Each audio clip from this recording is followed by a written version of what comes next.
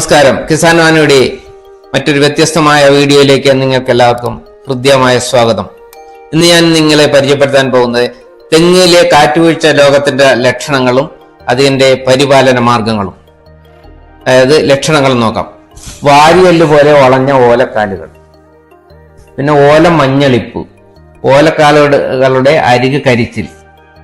കാറ്റുവീഴ്ച ബാധിച്ച തെങ്ങാണ് കാണുന്നത്.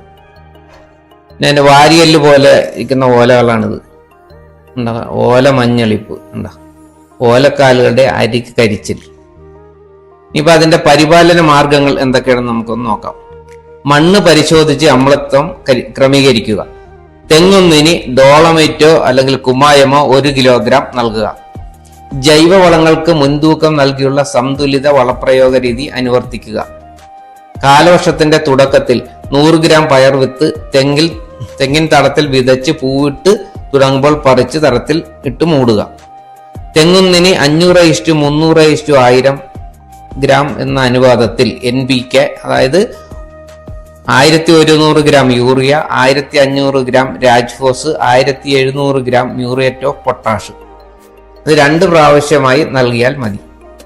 ഇനി 500 ഗ്രാം മഗ്നീഷ്യം സൾഫേറ്റ് 2ാം തവണ വളപ്രയോഗത്തിന് 10 ദിവസം കഴിഞ്ഞ് നൽകണം.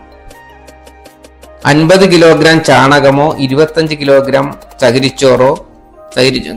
ചകിരിച്ചോറ് കമ്പോസ്റ്റോ 25 കിലോഗ്രാം മണ്ണിര കമ്പോസ്റ്റോ സെപ്റ്റംബർ മാസത്തിൽ നൽകണം.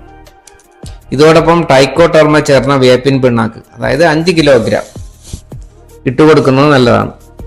ജലസേചനം ഉറപ്പാക്കണം. ഓല ചീയൽ നിയന്ത്രിക്കുക. ജൈവിക പുനഃചക്രമണത്തിനും അധിക വരുമാനത്തിനും ഇടവുള്ള, അതായത് അല്ലെങ്കിൽ സമ്മിശ്ര കൃഷി അനുവർത്തിക്കുക. തോട്ടത്തിലെ അധിക തണൽ നീക്കം ചെയ്യുക. ഇങ്ങനെ നമ്മൾ തെങ്ങിനെ പരിപാലിച്ചാൽ തെങ്ങിനെ കാറ്റുവീഴ്ചയിൽ നിന്നും പൂർണ്ണമായി നമുക്ക് സംരക്ഷിക്കാൻ സാധിക്കും.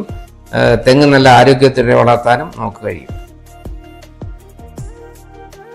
ഈ വീഡിയോ നിങ്ങൾക്ക് ഇഷ്ടമായെങ്കിൽ ലൈക്ക് ചെയ്യുക, ഷെയർ ചെയ്യുക, സബ്സ്ക്രൈബ് ചെയ്യാത്തവർ സബ്സ്ക്രൈബ് ചെയ്യുക, കമന്റ് ചെയ്യുക. മറ്റൊരു പുതിയ വിശേഷവുമായി വരുന്നവരെ ബൈ. Thank you.